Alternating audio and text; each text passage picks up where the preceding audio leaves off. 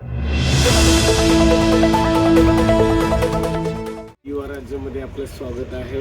आज मी ग्रामीण police station Nanded या ठिकाणी आलो असता अशी माहिती एकंदरीत पोलीस प्रशासकीयनं आज जी कारवाई केलेली आहे, एकंदरीत 3 बैल आपल्या त्यांनी ताब्यात घेतलेले आहेत आणि मेन आरोपी जो आहे तो टायर बोर्ड ते जमा मस्जिदच्या पाठीमागे त्या आरोपीला पकडण्यात आलेला आहे आणि तो आरोपी एकंदरीत 3 बैलाच्या कत्तलीसाठी ते बैल त्याच्याकडे होती।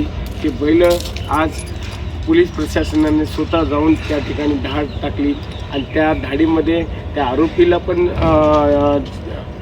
बैल पकडून आरोपीला पण जबाब विचारला असता त्या आरोपीचे नाव आहे अब्दुल सत्तार मोहम्मद जलाल, वय वर्ष 45, व्यवसाय त्याचा व्यापार आहे।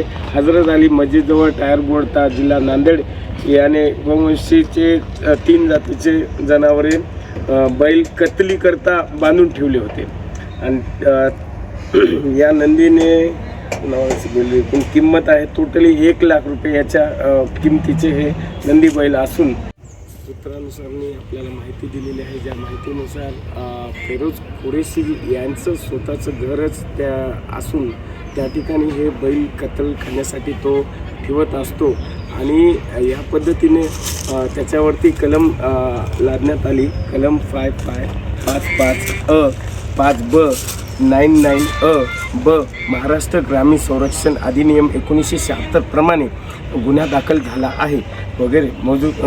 आणि दुसरा आरोपीचे नाव आहे गफ्फार इस्माईल शेख, वय वर्ष 39 वर्ष, व्यवसाय नोकरी करत असून आणि ह्या पद्धतीनं ज्या बैलांना कत्ल करण्यासाठी तो त्या ठिकाणी याचा पण हात आहे।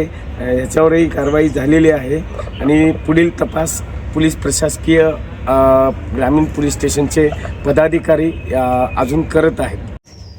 PI सर चिंचोलीकर सर यांच्या मार्गदर्शनाखाली आज हे बैलावरती जे पकडून ज्या आरोपीवरती जे कारवाई करण्यात आली केवळ चिंचोलीकर सरांच्या मार्गदर्शनाखाली आणि DB टीम यांचे खूप खूप धन्यवाद।